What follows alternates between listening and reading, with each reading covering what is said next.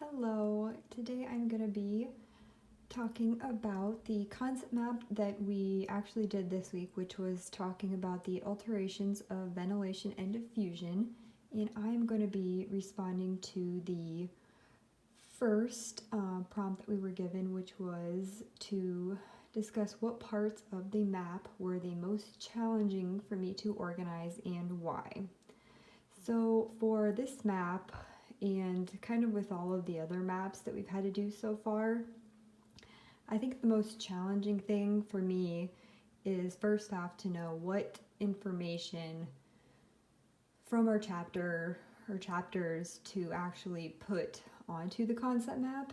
And so what worked well for me is just to take a blank piece of paper and kind of separate the main topics that were going to be on the concept map that we were discussing, and to kind of just put them into their own categories, and then to go through and just pick out the key points that I wanted on the concept map and to go from there. And so to just kind of write it all out just on a notebook paper, just so I had all of my information readily available, so that when I sat down to actually construct the concept map, I had it all out in front of me. And then the second, I'd say, thing that was kind of challenging for me is to figure out how to actually draw it out here. And so what I found works for me was just to I separated depending how many, topics or categories we have, which this week we kind of just had two. We had ventilation and diffusion, whereas other weeks, I think we had more, like on the anemia concept map, I think we had, 4 or 5. And so for that one, it was a little more crowded than say this one is, but I just kind of put them into different categories and started with the one big line coming off that was the main topic, and then you have your smaller lines off that kind of broke it up into the different subcategories. Or this week we kind of talked about the different diseases that came with the different alterations, and so we had to bring up the different disease processes.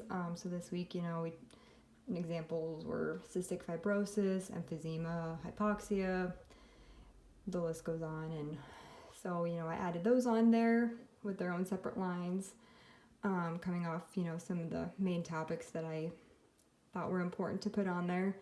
And then we also had to include treatments for these diseases.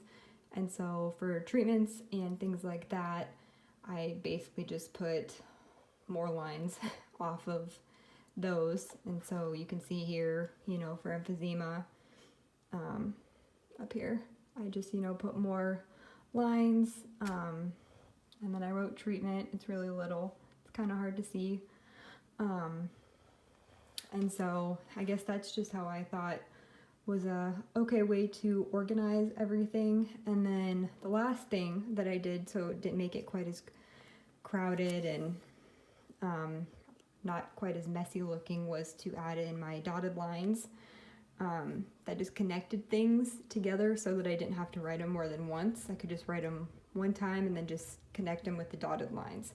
So that was the last thing that I did, and I kind of tried to keep it all the same on all my previous concept maps from the beginning weeks.